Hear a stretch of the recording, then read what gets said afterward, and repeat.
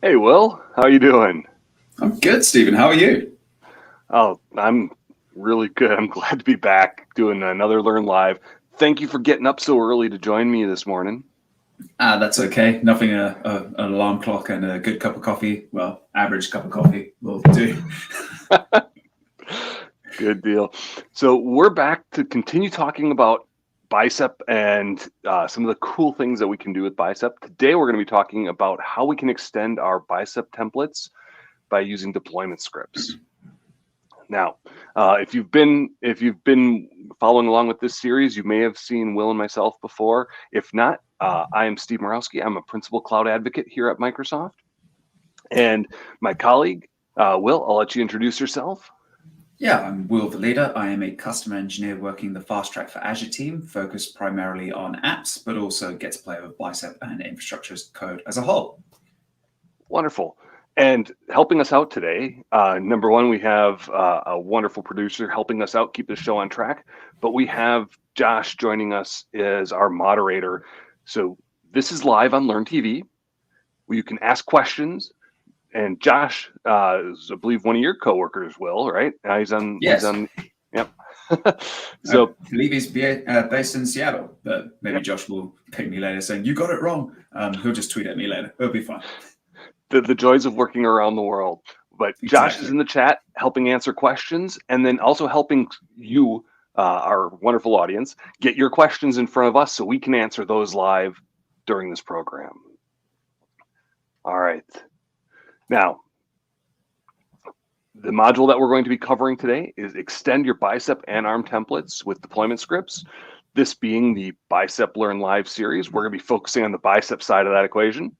You can follow along at home with at aka.ms/learnlive-2022-06-14A. You might recognize a bit of our date in there. So, um, well, for all of us except Will. Will's living in the future. Exactly. But We won't so, mention it. It's fine. yeah. So, Will, why don't you kick us off with what we're going to be learning about today?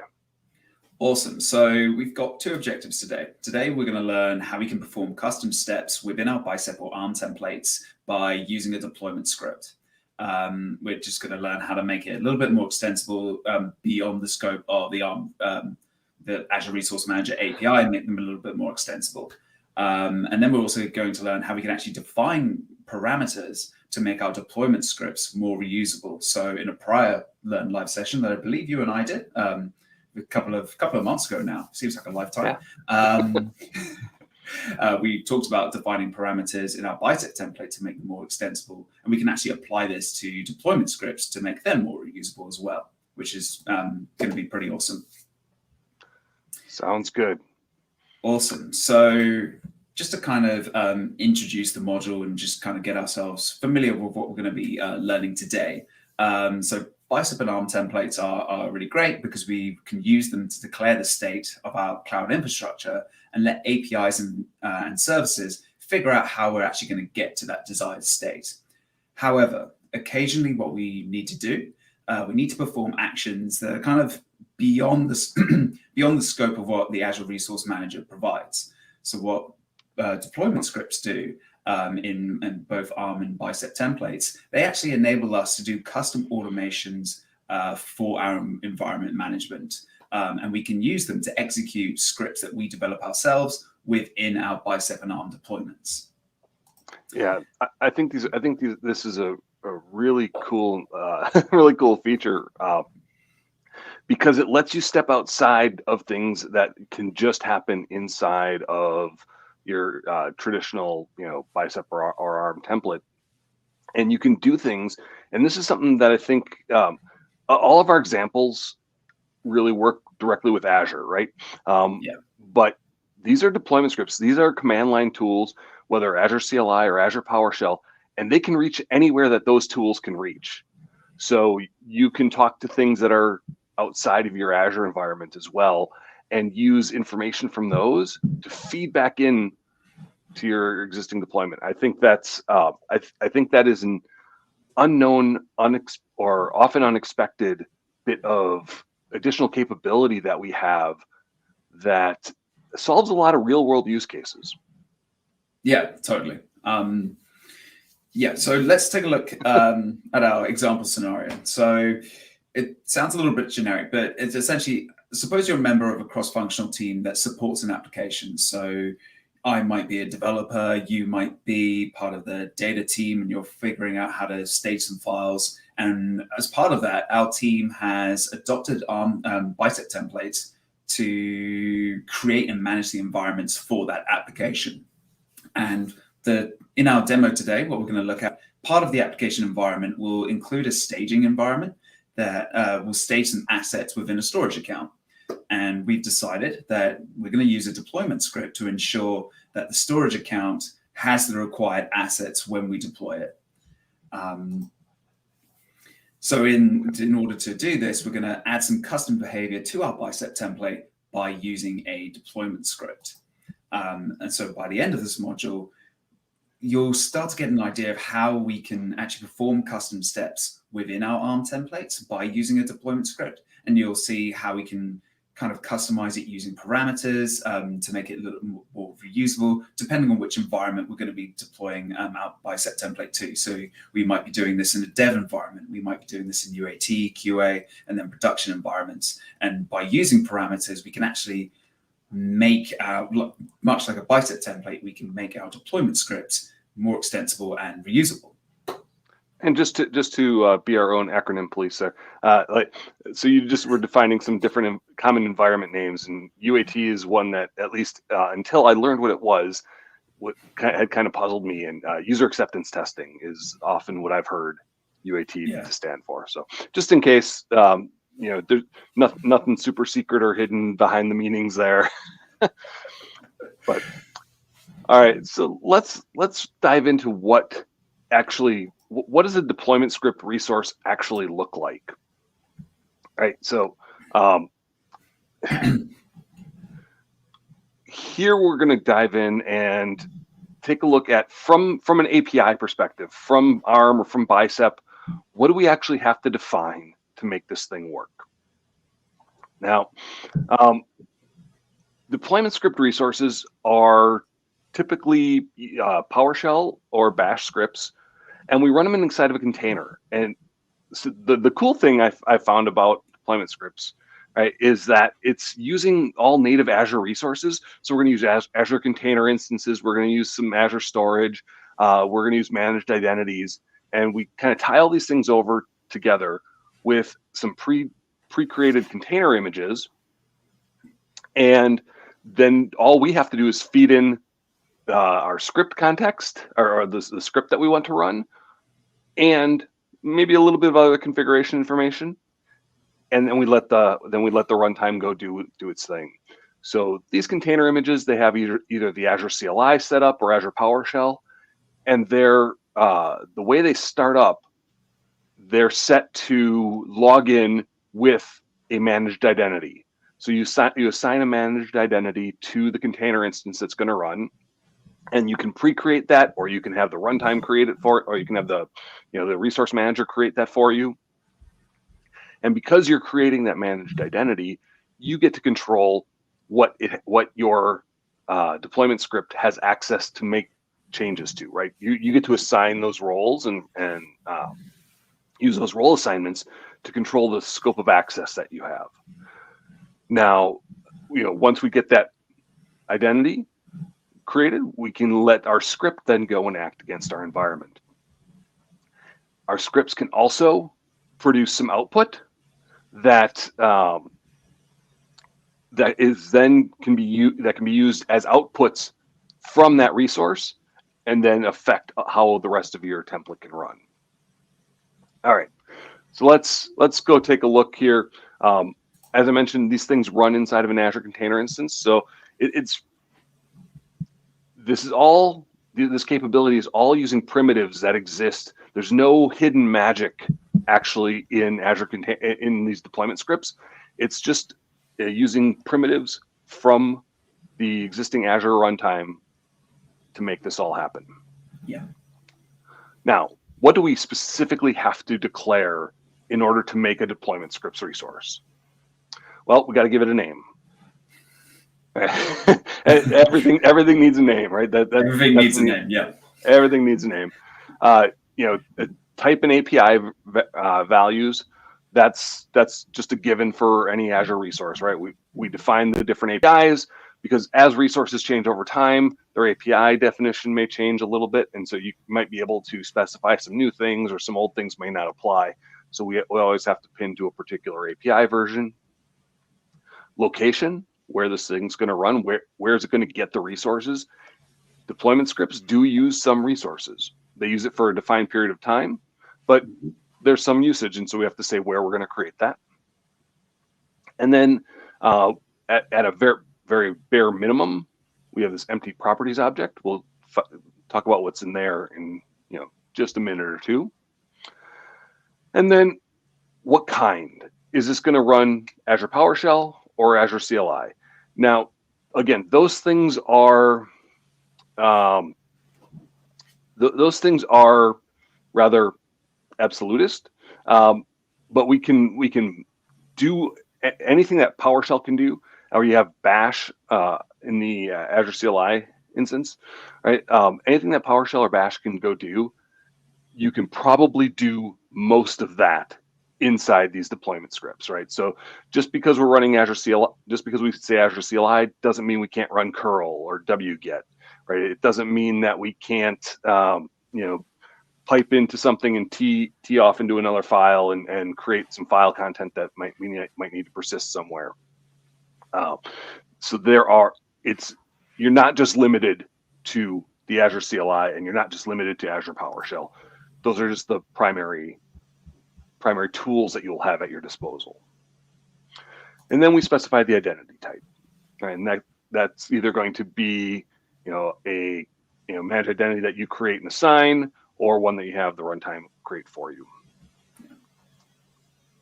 All right, and we'll actually see what that looks like in our exercise. So yeah, it'll be a lot more explicit when we go into the demo. Yep. And the last thing I want to mention before we go into the demo and actually create one of these things, so you can see kind of what the minimum requirements are, is the script file. Now we can embed them in line. Now, especially in ARM templates, which we're not focusing on here, this could get a little difficult with escaping and things like that. Bicep makes this tremendously easier.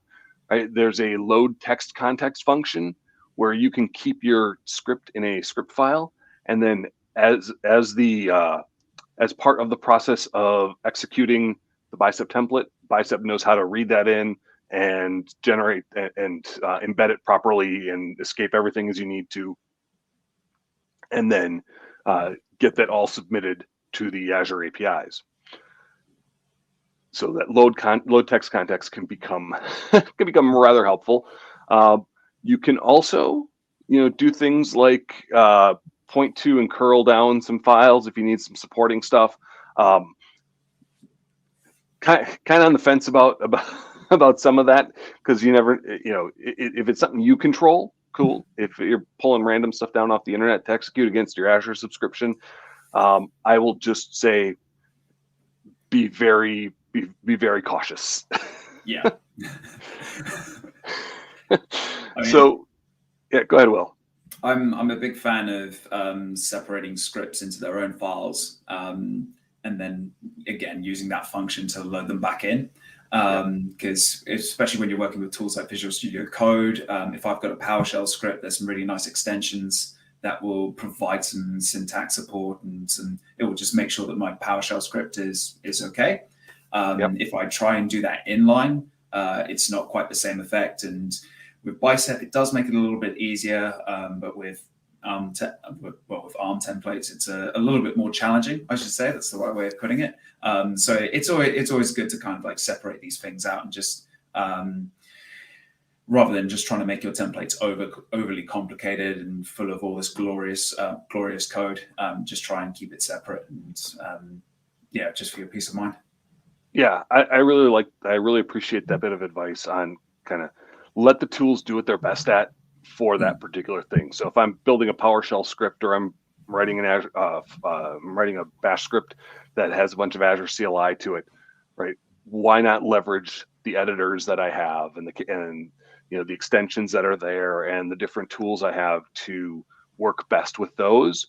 And then that load text content just lets me suck that into my Bicep, where I don't have to worry about, embedding 50 lines of PowerShell inside of my Bicep template, making my Bicep template longer and harder to read. Right.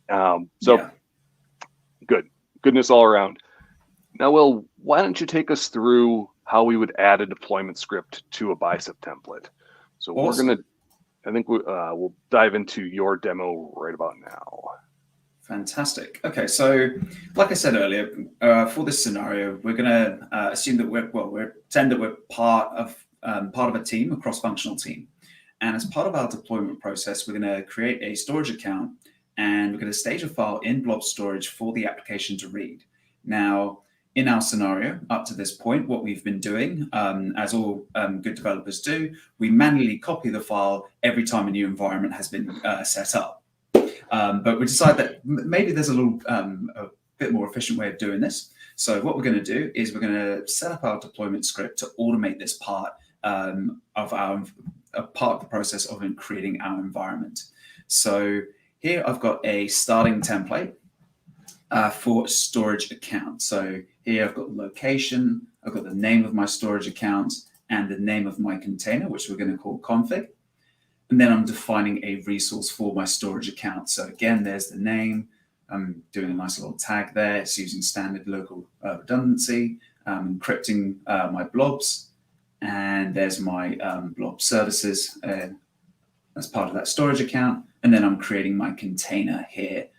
So using the blob service, a blob container name that we defined earlier. So first things first, what we're going to do is we're going to add that user assigned managed identity. And we can actually define this using Bicep. So what I'm going to do is I'll define a variable first for the name, which I'm going to call user assigned identity name. I'm going to give that a config deployer since my container is called config. Then I'm going to come a little bit further down and I'm going to define a new resource, give it a symbolic name of user assigned identity. Hopefully my spelling works in real time. It looks good. I'm going to use the Microsoft.managed identity user identities API and use the API version, the latest one, which is back in 2001. Then going to set up the required properties. So for this, I'm going to give it the name that we defined earlier. Notice here that in Visual Studio Code, I've got the Bicep extension enabled. So it gives me that kind of nice autocomplete. Yeah, that is extremely helpful. Yeah, totally. And to do that, if you're new to Visual Studio Code, you can just click here for extensions, and then there's the Bicep. Just search for Bicep in the extensions and essentially enable that. Cool. So now that I've created defined that user assigned identity, what we need to do is we need to assign it a role with rights to the resource group. Now, for this scenario, we're going to assign it the contributor role, and this means we'll allow this identity to deploy our resources to our Azure environment. Now, when you define a role by its role definition, we use a GUID, and part of the whole Azure AD contributor roles and role definition IDs. You can identify it with a role definition ID, which is a GUID. Some roles are built into Azure, and some we can define custom roles. But for this one, it's fairly straightforward because the contributor role is defined or built, into Azure. So what we're going to do, our role assignment will need a GUID name. So I'll just go create a new variable called role assignment name. And for this, we can actually use the GUID function, which is pretty cool. And what I'm going to do is pass the ID of the resource group. And I'm just going to put a contributor. And what that GUID function will do, it will generate a GUID for us that's globally unique based on the values that we've provided as parameters. And I think you can provide up to 3 parameters or even more. But here I'm just going to put the ID of the resource group and contributor. Now, the nice thing about this function, sorry to interrupt, but the nice thing about this function is it will be consistent across deployments as long as the resource group stays the same.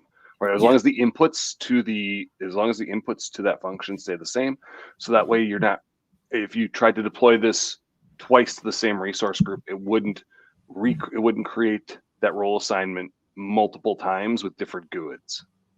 Right. Yeah, that's right.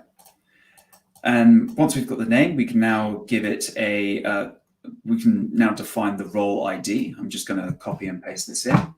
But essentially what this does, this is the GUID that defines the contributor role. So if you have different roles, they'll have different GUIDs. So when you're defining your role definition IDs, you would say, okay, the first kind of parameter that we're passing in is Microsoft.authorization/role definitions. And then the GUID would be the GUID representation of the role definition that we're going to give to this managed identity. So once we've done that, essentially, a role assignment is another resource in Bicep that we can define. So in order to do this, we just create another resource, give it the symbolic name of role assignment, and this lives in Microsoft.authorization, and see if I can find role assignments. So just use autocomplete to complete that. And then what I need to do is give it a name that we defined earlier. And then for the principal ID, I can use the user assigned identity .properties .principal ID. And this is just essentially the principal ID associated with the created identity that we defined earlier. Then I can provide the role definition that we defined earlier, which we defined in a variable. And then for this, I'm going to give it the principal type of surface principal. And this will be the service principal that we'll use to actually authenticate our managed identity to allow it to deploy resources to our Azure environment. Cool. So that's all the prerequisites for our deployment script. So now we can start creating our deployment script within this Bicep template. So there are two dependencies that we need to keep in mind here. So we've got the role assignment and the blob storage container. And before you run your scripts, you need both of these to exist before you can actually execute those scripts. So let's go about actually creating that script in our template. So I'll just come down here. So I'm going to give our deployment script a name. Script name. And I'm going to call this copy config script because we're copying script into our, we're copying files into our config container. So copy config scripts seems fairly straightforward. And then coming down to the bottom, we're going to define our deployment script. So this is, again, another resource. Give it a fairly obvious symbolic name of deployment script. And these live under Microsoft.resources/deployment scripts. Use autocomplete to fill out the API version. And then we've got two options. So we can either fill out the required properties for Azure CLI, or we can fill out the required properties for Azure PowerShell. So what I'm going to do is, for this one, we're going to use PowerShell. Okay. What it does is it defines the kind as Azure PowerShell. So if I used Azure CLI, it would define the kind as Azure CLI instead. So that's a really handy kind of tool that we can use to differentiate between the two types of script. Because like you said, it's absolutist. We can't have a mixture of PowerShell and CLI within the same script, same deployment script. Yeah. Now, if we're doing PowerShell here, if you wanted to do Azure CLI, there is a variant of that example in the Learn module. So when you go back to go through this Learn module, which I highly recommend you go do after we finish up here today, do it while it's fresh in your mind. You can try both the PowerShell and the CLI variants and in the same sandbox, and you'll have a good time doing them both. Absolutely. So I'll just give the script the name that we defined earlier. I'll use the location that we've defined at the top of the of our template. And then before I fill up properties, because I want to just set my identity since it's fresh now in mind. So we're going to be using a user-assigned identity, and then define user identities. So I'm going to use some string interpolation here. So user-assigned identity dot ID, and let's leave that open for now. Cool. Now, under the properties session, this is where we're going to actually define our script and include some other values. So before, going to just define the Azure PowerShell version that we're going to be using, so 3.0. The retention period is, I believe this is done in days, so P1D. Correct me if I'm actually wrong. Yeah, no. So I actually looked this up before we did this, because I always have to look up how we do those retention intervals, and it's using ISO 8601 date time formats. And so there is a call out for how you do durations, and so this is specifically a duration of 1 day. P means duration. So from the time it runs, it will maintain the state of that container for 1 day, the results of that run for 1 day. You can make those retention intervals longer or shorter, and you can check out that international standard for date times to find some of the different keys. It's pretty straightforward. It just looks weird that P throws me off all the time. Right.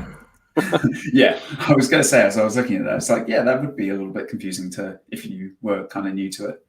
Oh, and well, we've got a question from our audience. Oh. Can we specify the role name instead of the GUID?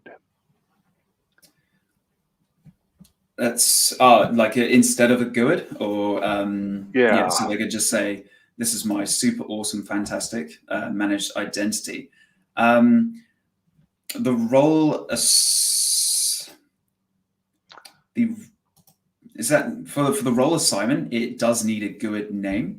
But for role definitions, you can, if you have a custom role definition, you can supply it a name. So thinking to one that I created the other day, I was essentially creating a role for basically functions to talk to Cosmos DB, and I defined a custom role with a custom role name. So it was like function read write or something, and I was just granting it permissions there. So the role assignment does need a GUID. But the role definition IDs, you can be a little bit more flexible with the names that you use for that. Oh, thank you very much, Will. All right, I won't derail you anymore, and no, feel free to, man. Because well, now we're going to go into the script. So essentially, we're going to define the content of our script. Now, because this is an inline script, I'm just going to do some copy and pasting of stuff that I've done before, but we will explain it. So. Okay, so essentially this is an inline script, right? So this is inline PowerShell. Let me get some real estate going here. Yep, and to do a multi-line script inline in Bicep, we start with 3 single quotes and end with 3 single quotes, and that's your delimiter for multi-line string content, right? Yeah. So essentially, our first line, we're going to invoke a REST method calling this URL, which is getting something from our samples. So it's getting an app settings file that we've got there. And we're going to write that to a file called app-settings.json. Then we're going to get our storage account using a resource group name. Here we're actually hard coding the value of our resource group. And in our later demo, we'll show you how we can actually parameterize that. And we're just doing basically a query saying where object, where the storage account name is like storage. So we're just calling, getting any storage account that's got that prefix there. Then we're going to create a variable for a blob. So we're going to set the blob content to a file called app-settings.json. We're going to write it to our config container, and we're going to write it to a blob called app-settings.json using the context of our storage account. Then here comes the part where we actually produce some outputs. So we'll define an empty object for our deployment script outputs, and we'll create one called URI, which will be the URI of our blob account. And then we'll have a storage URI, which will have our storage URI. So the URI will be the URI of the blob, and then we've got our storage URI, which will be the kind of URI for our storage account. So before our PowerShell aficionados go nuts, we're creating a blank hash table, right? So, and then we're going to find some keys and then the lookup values. It becomes really easy to turn that into a custom object with like the PS custom object type accelerator. But yeah, so yeah, we're just creating a custom lookup that can be used then to return outputs. Right. Cool. So now that we have our deployment script defined and we've uploaded a file into blob storage, there may be a time that we'll have to reference that file location in later automations. Perhaps we'll be running tests to validate that the file is where we want it to be. So at the bottom, what we can do is, after our resource definitions, we'll add an output that references the URI for the file as reported by the deployment script. And this we can do in Bicep by defining output, file URI, string, and then I'm going to use that deployment script resource. Come out to properties. It should have outputs, and then I'm going to just define URI. And that will get us the reference to the URI for the file that we've created, for the file that we've used in our deployment script. Cool. So that's our template pretty much created. Sorry, Steve, do you want to? I was just going to say that I think this is illustrating a couple of points here, right? Like we're able to take things that are being created before the deployment script runs, access them right away, right, inside the deployment script, change the state of them, and then while we're just doing an output here of the file URI, we could be using that to feed into something else that would then continue the automation and continue moving things along. So I think it's a pretty decent illustration of of some of the techniques that we may use, while keeping it all kind of in that Azure sandbox, which is one of our considerations for Microsoft Learn modules. And I'm being really complimentary of this because I think I made like some of the first examples of this module when it was solely focused on ARM. So that's why I'm just sort of like, yeah, this is good. A little pat on my own back, but no, it's good. All right, so now we've got this done. What's our next step? So now we're going to actually deploy it. So what we can do, if you haven't logged into Azure before using the AZ CLI, I'm going to be using the AZ CLI for this. You can just run Azure login, but I've kind of gone ahead of time and actually do that. So what I need to do first is create a resource group. So I can do that. Resource group name, and I'm going to be using the name that we've defined within our template here. So you see this learn deployment script _ exercise 1. That's going to be the name of my resource group. So just there. Okay, that's how do I set a bash?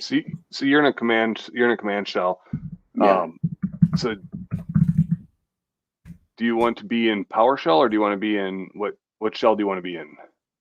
Let me try PowerShell. There you go. Then you can just do dollar resource group equals. Awesome. Yeah. Thanks for that. So dollar resource group. Hey, pair programming, it's the way it is a great way to work. Totally is. Cool. So now, because I'm using PowerShell, I'll use new. So you could still use the CLI. You could still use the CLI. And did you log in with? Because they can maintain separate content. They maintain separate contexts. for your Azure login.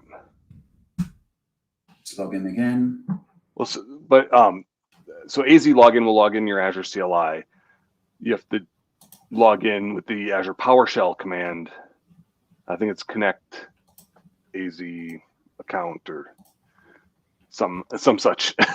Yeah, it's connect /AZ. Yeah. So if you're gonna do the deployment with the Azure CLI, then AZ login will be what you need. But so I'll just create my resource group. there you go. Yeah. I'll put East US for this one. Then resource group name. So I'll just create that.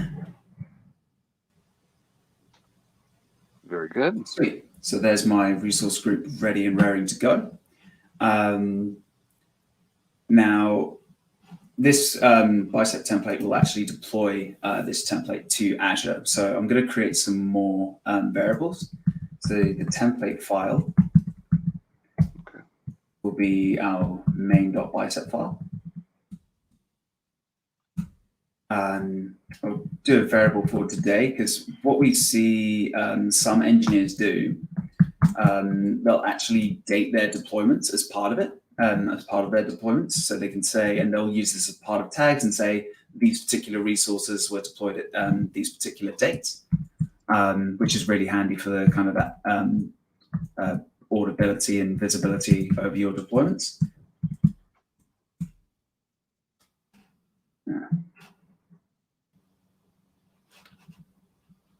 I'll leave that one out for now. So what I'll do, AZ, just for the interest of time, PowerShell knowledge is kind of escaping me this morning. Apologies for that. No problem. I'll just use a template file. Use main.bicep. Give that a run, and hopefully the demo overlords look kindly on me today.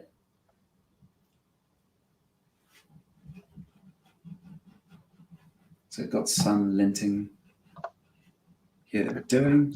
So while this is running, we got another question from our audience. And what does the Azure PowerShell version relate to? The PowerShell runtime or the PowerShell module version? It's the PowerShell module version.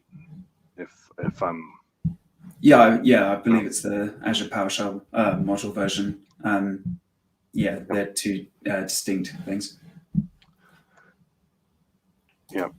Since we're running in a container, I don't believe it is a Windows container, which is kind of funny, given what we're going to talk about when it comes to parameter parsing. But hey, I'll leave that as a little bit of suspense for what's coming next. So hang around.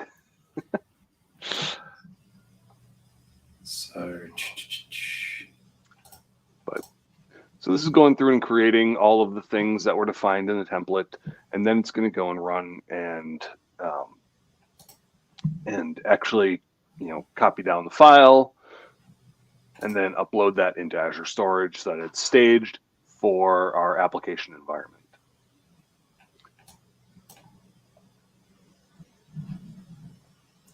And hopefully what this will do is essentially output a little bit of,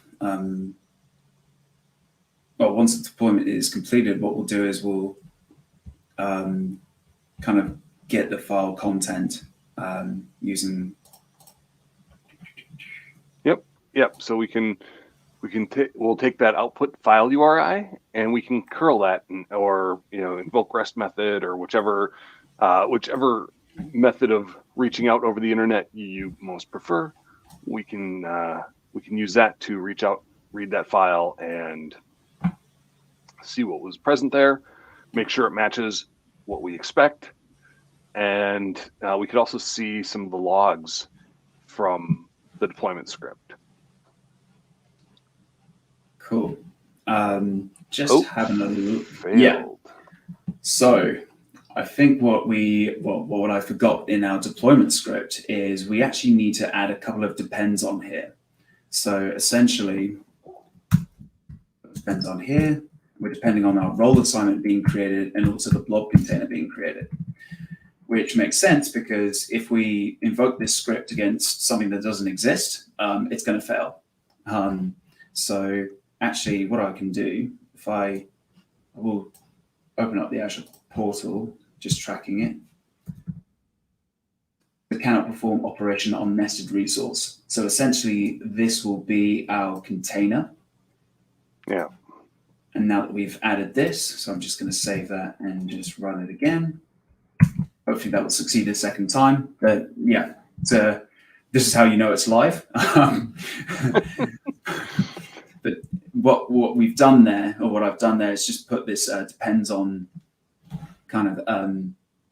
property here, and I'm saying, okay, this resource depends on both the role assignment that I've defined and also the blob container that's going to be created. And then this will give us the ability to actually stage our files into a container. It will create the container within our storage account before we perform any deployment scripts on something.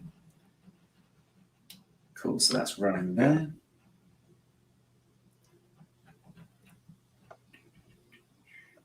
And that should go a little smoother now that we've told it the order that things need to happen.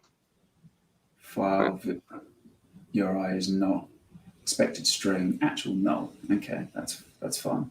So there's my output.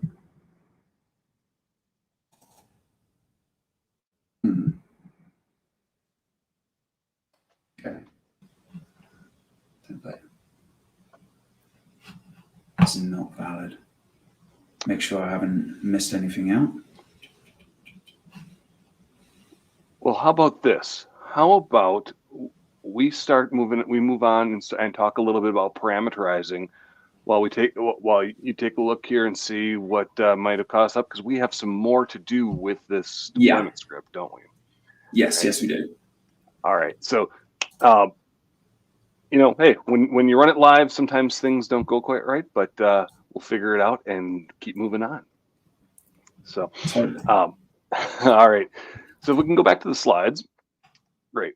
We're going to talk a little bit about, it helps if I go back to the slides and get us to the right spot. Now, if we have a deployment script like we just created, it can solve a purpose, right? But it doesn't necessarily solve many purposes. And usually when we write scripts, we like to solve a problem once and not have to keep resolving it with the copy paste method that Will alluded to earlier, right? So our first option, right? So it might be that copy paste the first time we have a problem, but now we want to extend that behavior so that we can make our script more adaptable, so that we can provide data into that script. And we have two ways that we can do that. We can provide command line arguments, or we can use environment variables. So our first option for how we can pass data into deployment scripts resources is to use an arguments property. So it's another property that we would specify in the deployment script resource. And there's some parsing that happens. And so this is something I will strongly suggest you test with a little wrapper script that just maybe echoes out your arguments so you can verify how that argument parsing is going to happen. Because I've been working with command line tools for a very long time. I've built command line tools. It's one of the areas I love to focus on. How arguments get parsed, especially in kind of edge conditions, can ruin your day if you have not tried it and tested it. So, when you pass in arguments, pass in the arguments you expect to be passing in, and just try something that's going to echo them out so that you can have a little bit of confidence that your script is going to see what you expect to see from those arguments coming in. Now, how we specify that argument array is a string, and spaces separate your arguments. So it'll be broken up into an array of strings, just like if you were at a Windows shell and how it parses the command line. Now, how the Windows shell parses command lines, especially when you're passing it into other interpreters like PowerShell, like Ruby, like Python, that can ruin your day. So, how much you need to quote things, how much you need to do stuff to make sure that the things that you expect to stay together stay together. It's worth doing a little bit of testing before you're too comfortable with how things get passed in. All right. So we also got another question in from the audience, and I love the questions that we're getting from the audience today. So please do share your questions. That is what Will and I are here for, to help with that. So Will, I'll give you first crack at this one. How do you make a deployment script idempotent so that that current resource so that the current resources will keep from redeploying on each run? Do you know offhand? That's a good question. I'm not too sure. I think this would depend. Would it depend on the deployment type? So how you deploy your Bicep templates? Yep. So there are two. So there's that.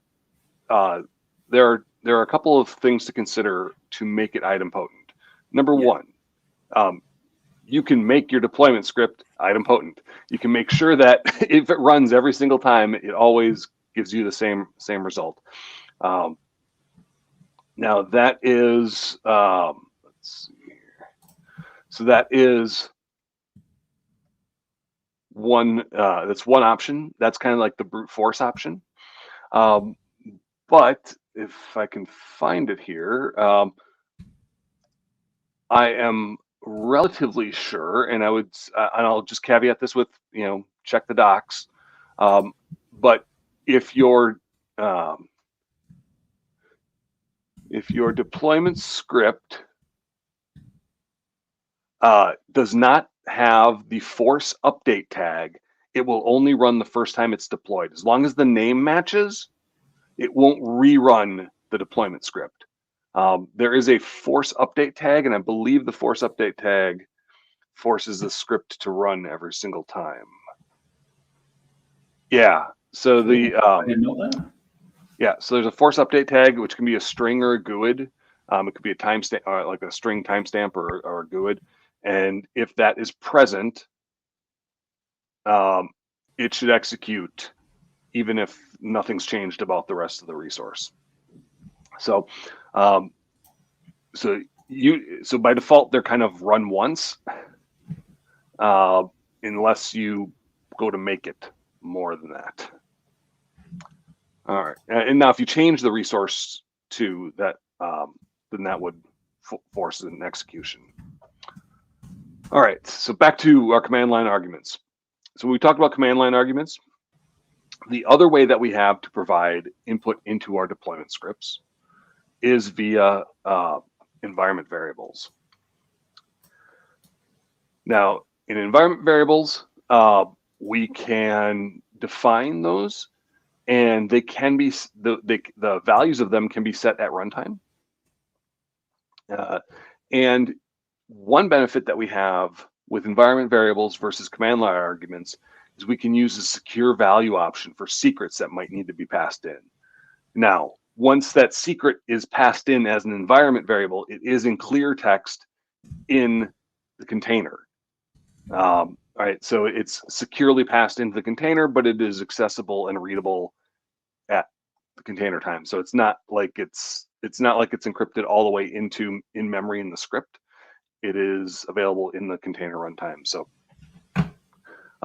it provides you a little bit more secure way to pass things into the container, but it is not. Another alternative, if that isn't secure enough for you, is to use, if you're writing Azure CLI or Azure PowerShell scripts, you can use the managed identity, assign it permissions to a key vault, and then use the Azure CLI commands or the Azure PowerShell commands to read from the key vault and pull that secure bit of data back into your runtime and leverage it there. So that's another option for securing access to to what might be secrets that you might need in your deployment scripts.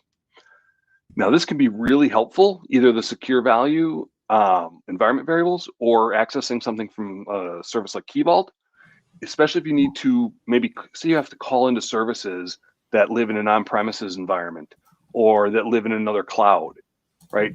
You're not restricted except for where firewalls exist. And so whatever you can reach from that container instance in Azure is a valid potential target for using to drive or be affected by your deployment scripts. It's not just about deployment scripts only do stuff in Azure. All right, now let's keep moving. So how are we doing, Will? Have we figured out what's going on? Yeah, so I've managed to deploy it. So now what I'm going to do is essentially do how we were supposed to finish the previous exercise and just review the result. So okay. I'm currently running the deployment again. Let's hop back into your shell or your VS Code. And all right, so we see it running.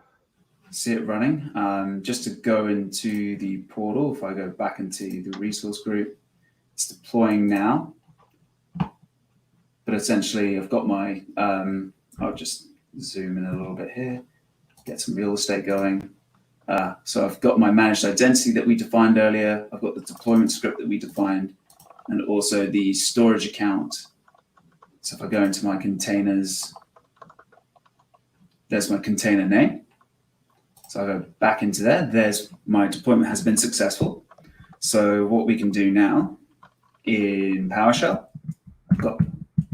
let's view, let's retrieve the file by using the URL output from our template deployment. So for this, I'm going to use get az resource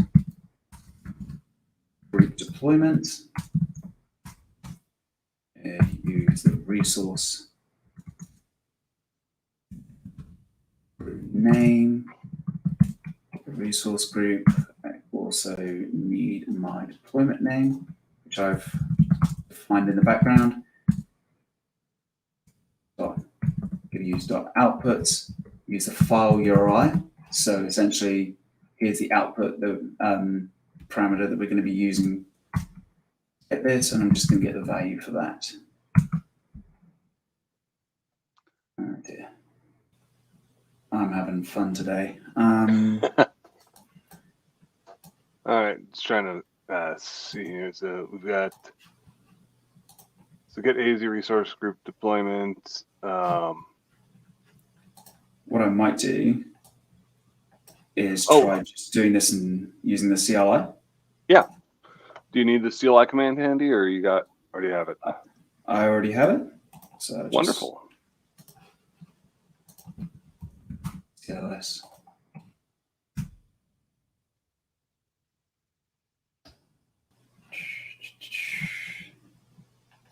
Let me try. Oh, that's the bash syntax though. So that and there we go. Yeah. Sorry about that. So yeah, so I was just defining a variable without the $sign. But now that I've done that, I can run curl on that URI. And it's returned the following code. Very cool. All right. Awesome. So now, why don't we just roll right into, because that's where we are. Let's roll right into parameterizing this thing. Awesome. Okay. So in this this demo, what I'm going to do is just get some real estate back. So now another partner in our scenario, another partner application in our partner application team in our organization has asked for some help. They've got similar requirements. But their requirements are their team needs to deploy multiple files to storage accounts. Luckily for us, the team has a PowerShell script that can take a list of files as a parameter and upload them, which is similar to the script that we're already using here within our template. So what we're going to do, we're going to take this previous template as our starting point, and we're going to update this script to use one that our partner team has created. And then we'll add a way to enable the person who's deploying this template to specify what configurations to deploy, whether that's one file or several files. So what we need to do, we're going to update this PowerShell script. So just to make life a little easier for me, I'm just going to do some copy and paste. And what we can do, we're still going to use this as an inline script. So just copy and paste that there. Cool. So in this script, I've got a parameter string of files. Essentially, we're going to take that list and just split them up for each one. We're going to get our storage accounts. And then for each file within that file list, we're essentially going to be doing the same thing that our script was doing before. Cool. So now the script that we've adopted here will require some environment variables. And what we can do is we can actually specify them either directly in the template, but it is a little bit more flexible to use Bicep variables to get some of these values. So within these, within the properties section of the deployment script, what I can do is add environment variables. Oh, ahead of myself. And we define this as an array. And this will be an array of objects. So we're going to need our resource group name. So we're going to give the name resource group name. And then for the value, we're just going to use our resource group dot name. Really super simple. Now we need to define two more variables, one for our storage account. So the name of the storage account, or storage account name to be really explicit, and then the value will be the storage account name that we've defined earlier. And we'll do something very similar for our for our storage container. So storage container name, and the value will be a storage container name. Cool. So there's our environment variables defined as part of our deployment script. Now, to make our template easier for both our teams to use, we can actually add a parameter to the template. So when each team are using this deployment script, they can specify the files that they want to copy. And what we can do within our Bicep template, we can actually define a parameter right at the top of our template here. So I'm going to give it a description. We talked about in previous modules that it's always good to add descriptions to our parameters to make it our Bicep templates simpler to understand by multiple users, because what one thing means to us could mean a completely different thing to someone else. So we're going to call this parameter files to copy, and I'm going to make this an array. As a bonus, what we can actually do here is we can supply a default value. So the template who will continue to work with your team, the template will continue to work with our team, with no changes to the deployment process. It's not required, but entering a new default value can actually help you understand the pattern, making it easier of what the template does. So it makes it easier for other teams to adopt new versions of the template. So it continues to behave as it previously has done in the past, but they can extend it with new functionality if they need to.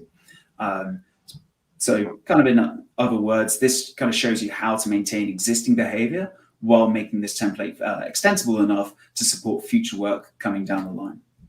And that maintaining existing behavior is important, right? Because because now, if we didn't maintain that behavior, now we're forcing the team that started using this to change what they did and figure out how to change what they did and to maintain their current state, where they could just as easily continue using the older version and not have to do it, not have to make any changes. And now we have two things that are doing roughly the same thing that have to be maintained separately.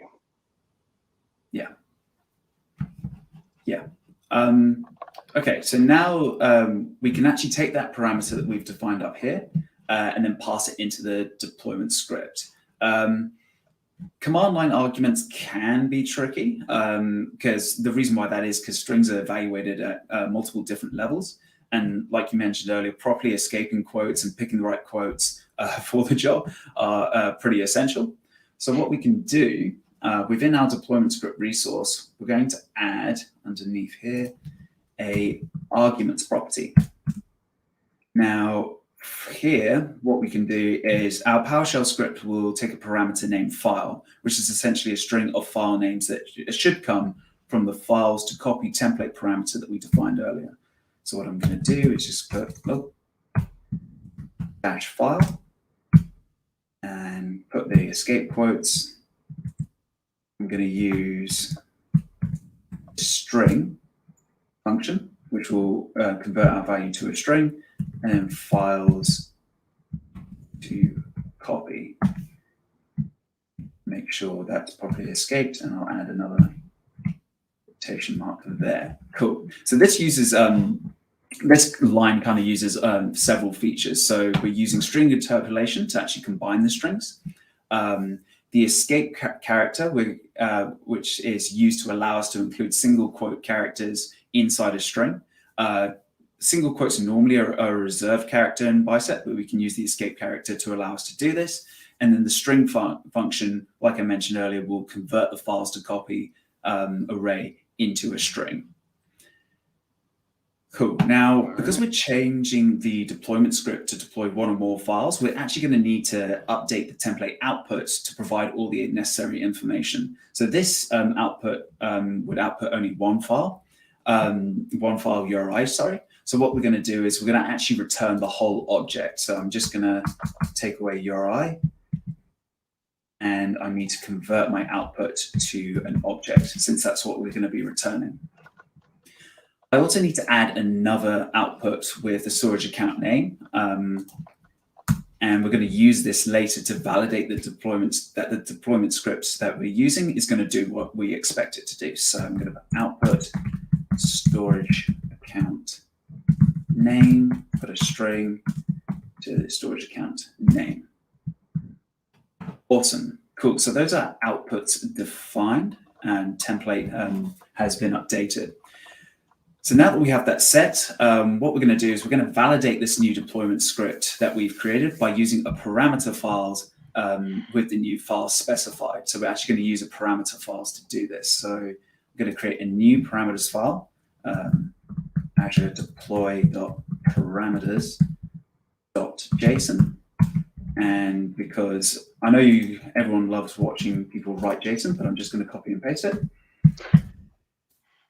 So here's our parameters file. So essentially, here's the parameter files to copy that we defined earlier, and we're going to pass in the values of two different files. So we're going to have a swagger.staging.json file and also a staging file for our app settings. So what we're going to do, I'm actually going to, so we can do a bit of a compare and contrast. Going to create two resource groups for this. Oh, sorry, another resource group for this. So I'm just going to copy and paste this. And then I'm going to use the AZ CLI to create that resource group. And I think what we'll do, Will, after you get the deployment started, we're going to hop back over and start our knowledge check after you get this deployment going. And then we can pop back in and check on the results, after a couple of questions. How's Awesome. that sound? Sounds good. Yeah, that sounds good. Yeah, just looking at time. So what I might do, I'll just copy the variables that I need, the similar to ones that we did. Nope, that didn't work for me. Let me clear that up. CLS. Template file. See how fast I can type under pressure. It's always good fun. You need your $sign at the start of the variable. Yep, we're all good. Awesome. Template. I need to also define a variable for my parameter file, since we're actually using a parameter file in this demo now. parameters.json. I'm in PowerShell, so that's going to be a little different. So believe the date. So if I just go today is equal, make sure I get the right one. I believe it's get date. Yep, get date, and then there's a format that you'll want to. Format. It's date. Make sure my capitalization is right. Format. -eb-here. Fantastic. And then the deployment name will just be essentially deployment script $today. Looks good. Awesome. So now we go AZ deployment create, give the resource group our resource group name, our deployment name, template file, which would be our template file,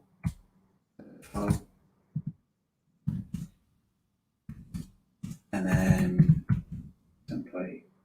I think it's a little different, so I want to say parameters file. We double check that real quick.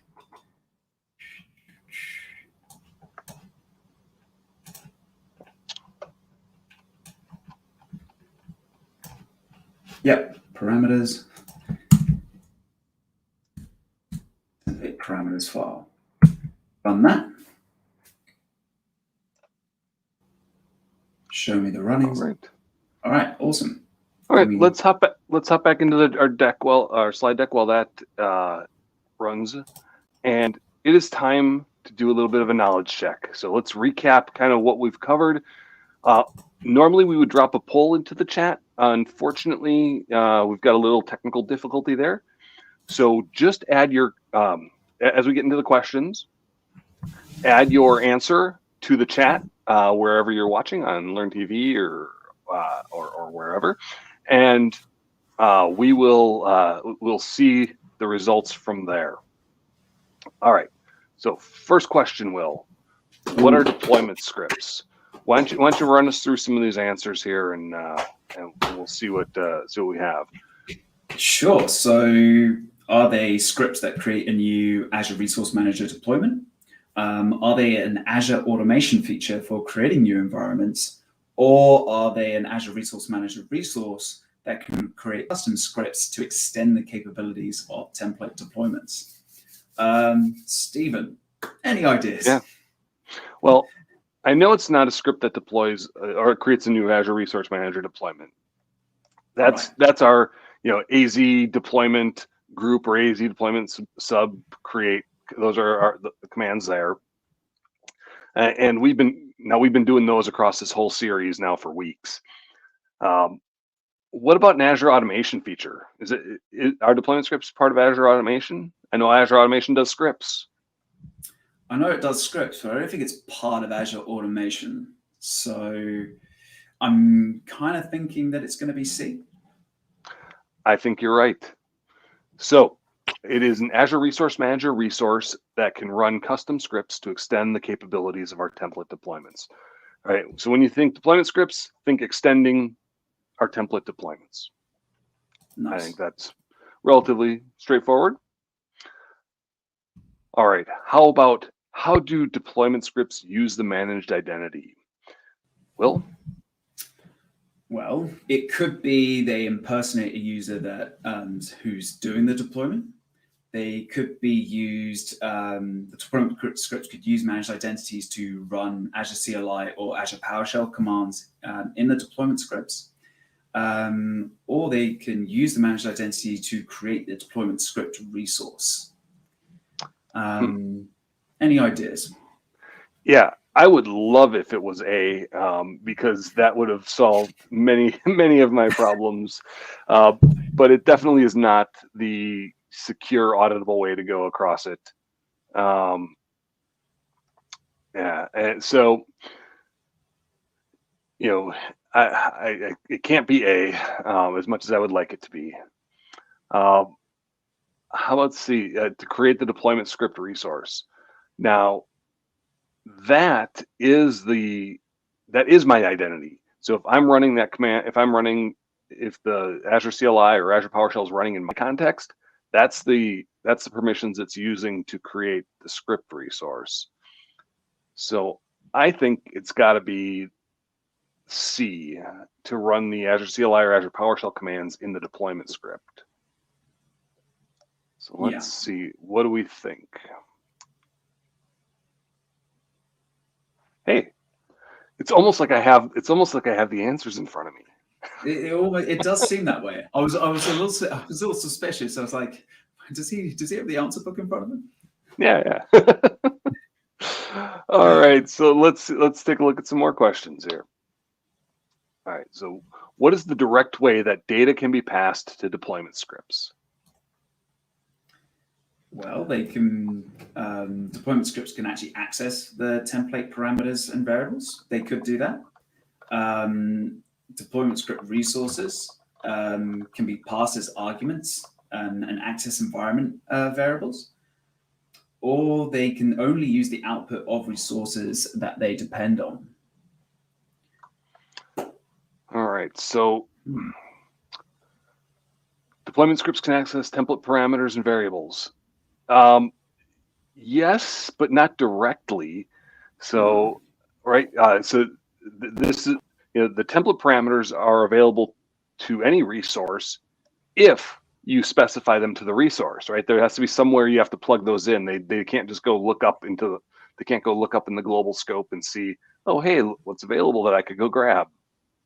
Now let's take a look here. We got B, deployment script resources can be passed as arguments and accessed as environment variables. Well, I think I talked about some of that. So maybe it's B, but for completeness, let's look at C as well. Yeah. So deployment scripts can only use the output of resources that they depend on. Now, I remember you doing dependencies, right? In the first demo, that hung us up a little bit. Yeah. And we did use the resource ID or the principal. I think it was the resource ID from the role assignment, or from the user assigned identity in our deployment script resource.